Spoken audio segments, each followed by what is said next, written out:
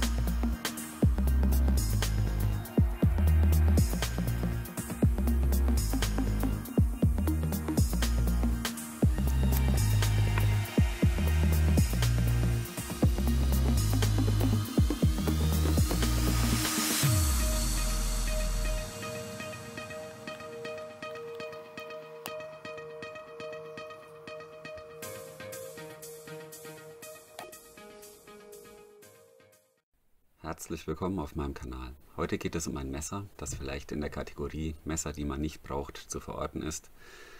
Ja, auch wenn man es nicht braucht, hat mir dieses Messer wirklich viel Freude bereitet. Es macht einfach Spaß, damit zu arbeiten. Und wie man im Intro gesehen hat, hat es sich auch wirklich sehr ordentlich geschlagen. Weitere positive Eigenschaften habe ich mir für das Fazit aufgehoben.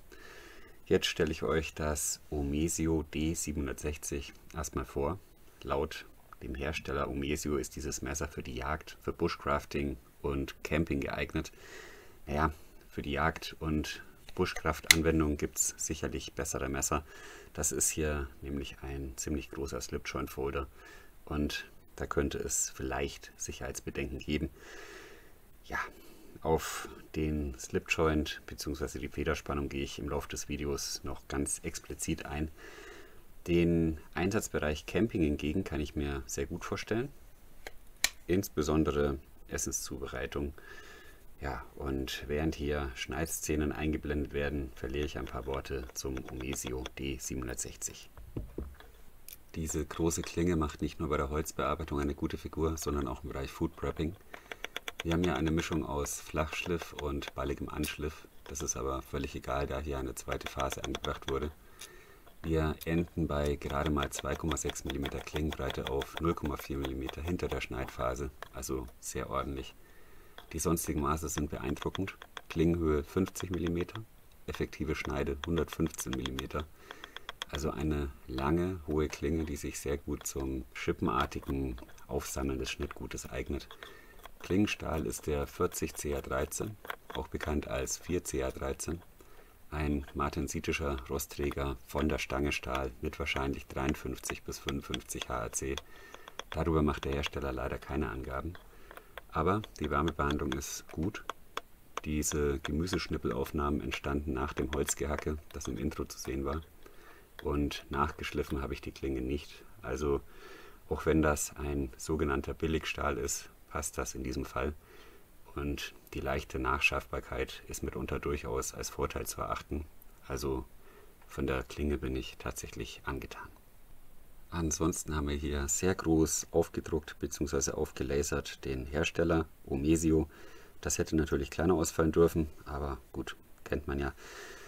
Ja, hier dachte ich erst, das ist so eine Art Schmiedehautimitat, aber man kann hier durchaus auch Berglandschaften vielleicht mit Wolken irgendwie sehen oder vielleicht auch einen starken Wellengang. Also ich weiß es nicht, aber ich finde es jetzt auch gar nicht so schlimm, muss ich sagen. Es sieht gar nicht so schlecht aus.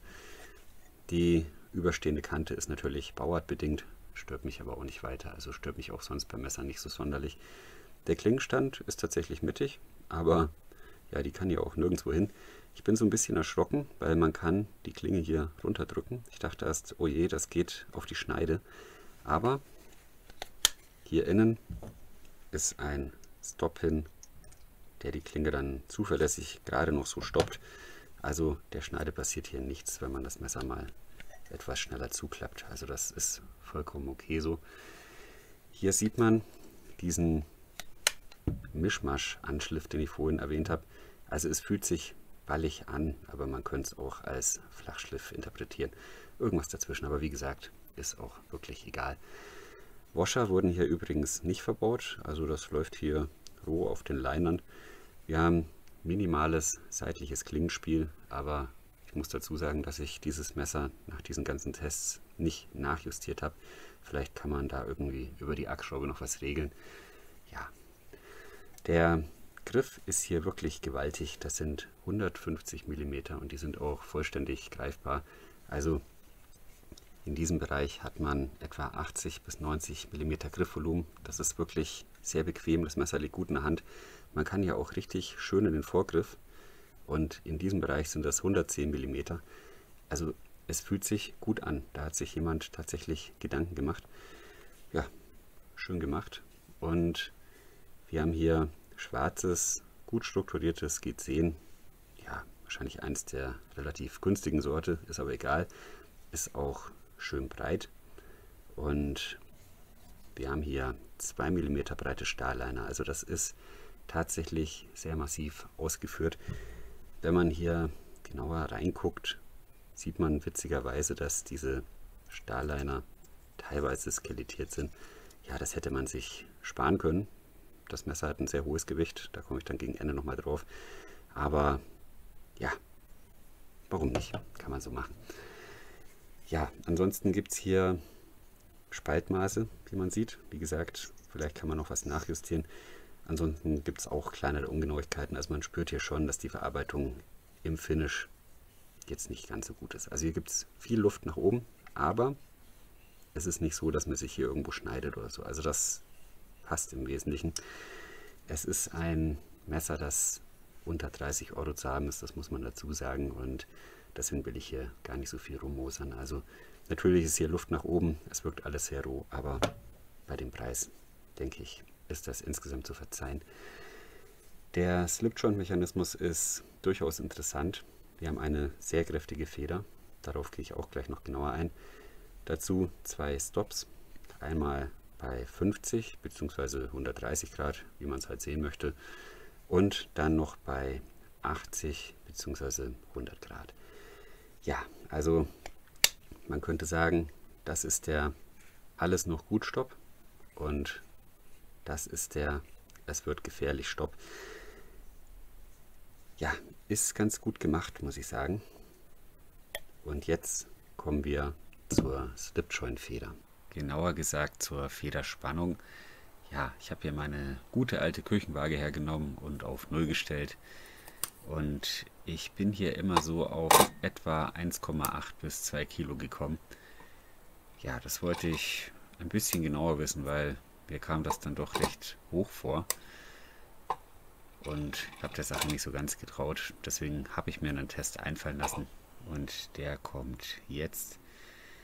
Ja, das Messer habe ich mit einer Schraubzwinge auf meiner selbstgebauten Handelablage festgespannt. Das Loch zum Aufhängen des Messers wird hier gleich mal sinnvoll genutzt. Ich habe hier so einen Haken gebogen. Und dann habe ich mir eine kleine Schnur gebastelt und so eine Art Halterung, dass die Hantelscheiben nicht abrutschen können. Ich fange an mit einem halben Kilo und man sieht, das ist überhaupt kein Problem. Deswegen wird hier auch gleich erhöht auf insgesamt 1 Kilo. Und auch hier gibt es kein Problem.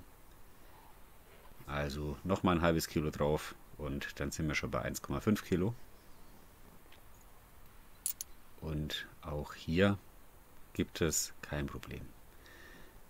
Also nochmal ein halbes Kilo. Das wären dann insgesamt etwas mehr als 2 Kilo mit dem ganzen Seil und dem ganzen anderen Kram. Und hier sieht man, dass die Klinge dann einklappt. Also musste ich mir was einfallen lassen. Ich habe keine kleineren Scheiben als ein halbes Kilo und deswegen bin ich jetzt hier wieder zurück auf 1,5 Kilo und habe mir dann noch etwas Genormtes dazugehängt. Und zwar eine Tafel Schokolade mit 100 Gramm. Erstmal die erste. Das sind dann quasi 1,6 Kilo in etwa. Und hier sind es dann etwa 1,7 und man sieht, das war dann die Grenze. Ja, hier kann man ganz klar den Spalt erkennen.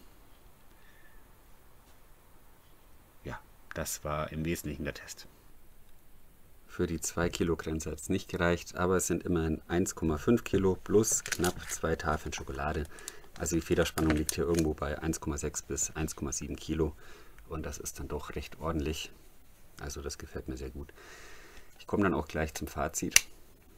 Bei der Verarbeitung ist, wie erwähnt, Luft nach oben. Das ist alles sehr roh verarbeitet, aber insgesamt dann doch robust und ordentlich ausgeführt. Was mir gefällt, ist diese schmale Klinge, diese schmale und besonders große Klinge. Es müssen nicht immer diese 5 mm Klingenbreite sein und das gefällt mir hier definitiv besser als bei vergleichbaren Messern. Ja, und dann der Slipjoint mit den 2 Stops und diese ausreichend hohe Federspannung. Ja, und man glaubt es nicht, das Ding ist natürlich 42A konform, also das ist schon heftig. Der Stahl geht für dieses Messer auch vollkommen in Ordnung. Man bekommt das hier alles für unter 30 € und auch wenn das Messer in die Kategorie Messer, die man nicht unbedingt braucht, fällt, macht das Teil wirklich ordentlich Spaß.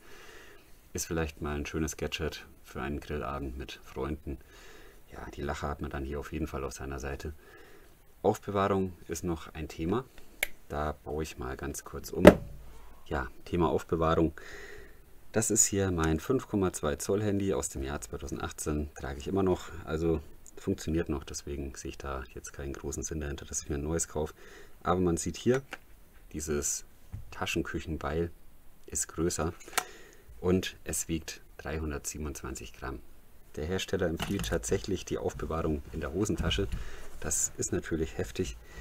Also das muss man mögen. Vielleicht wäre eine Alternative noch hier so ein Karabiner und dann kriegt man das hier vielleicht so in dieser Gürtelschlaufe. Das wäre vielleicht noch eine Möglichkeit. Aber das Gewicht bleibt und man hat hier dann immer dieses Gepfriemel. Und das ist natürlich auch nichts. Es passt ziemlich gut in alte Handyhüllen. Fototasche wäre vielleicht auch noch eine Möglichkeit.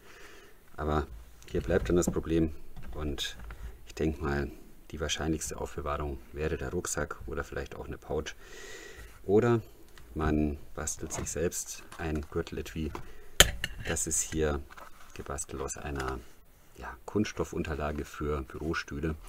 Die sind etwa so 1,50 Meter mal 1 Meter oder sowas in dem Dreh. Also ich weiß jetzt nicht genau, wie groß die sind, aber auf jeden Fall ziemlich riesig. Da habe ich mir ein Stück rausgeschnitten. Hinten ist so ein Billig-Taglock dran. Da habe ich mir dann hier gleich noch den Druckknopf befestigt.